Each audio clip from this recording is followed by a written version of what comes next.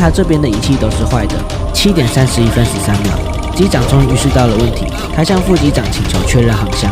副机长茫然地看着故障的仪表，并没有回答。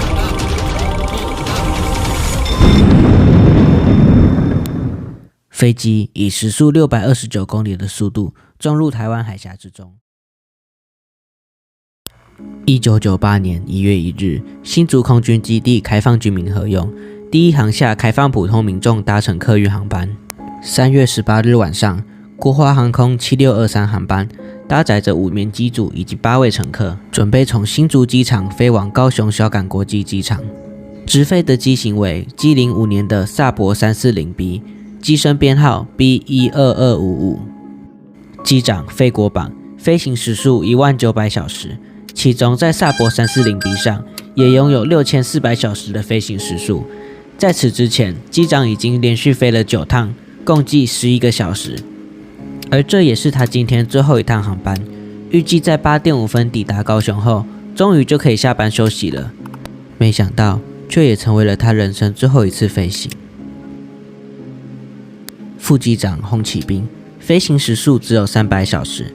他在不到1个月之前，也就是2月25号的时候，才刚完成训练。晚上7点20分，国华航空7623航班顺利启动2具发动机。当晚的能见度较差，起飞前，机组们就已经注意到了飞机存在许多仪器故障，包含自动驾驶故障、左右两侧的主电池故障、左侧飞行仪表系统故障、左侧无线电池指示器故障、偏航阻尼器也故障。两侧的飞行指引都故障，除此之外，两侧的飞行控制系统也都是坏的。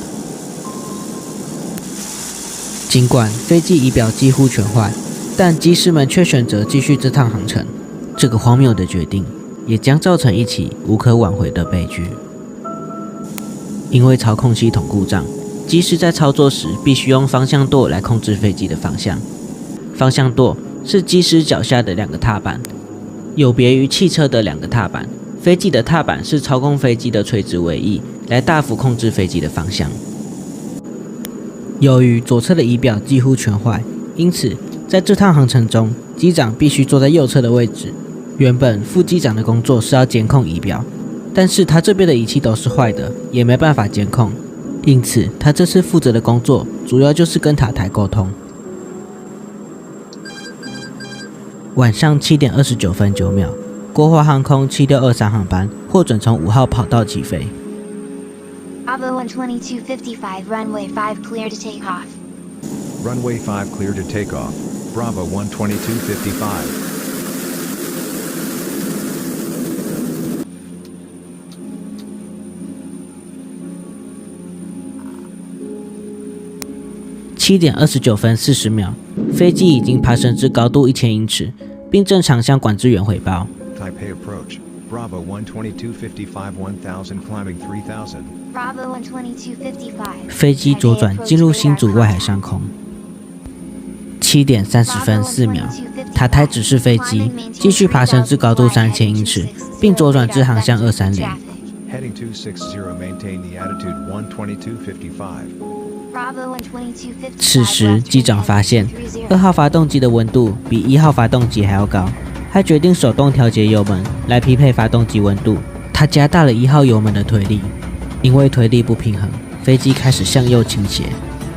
由于夜晚的能见度较差以及疲劳驾驶，疲惫不堪的机长并没有发现到姿态的改变。副机长虽然正常的回答塔台，左转航向230，但他也没有意识到飞机正以危险的姿态大幅度向右滚转。没有注意到的原因，是因为他这边的仪器都是坏的，他很有可能根本不知道发生了什么事。7点31分13秒，机长终于意识到了问题，他向副机长请求确认航向。副机长茫然地看着故障的仪表，并没有回答。7点31分36秒，机长大叫着：“哇塞，这一切都是错的！”副机长也跟着喊了一声：“机长，要不要看看这个？”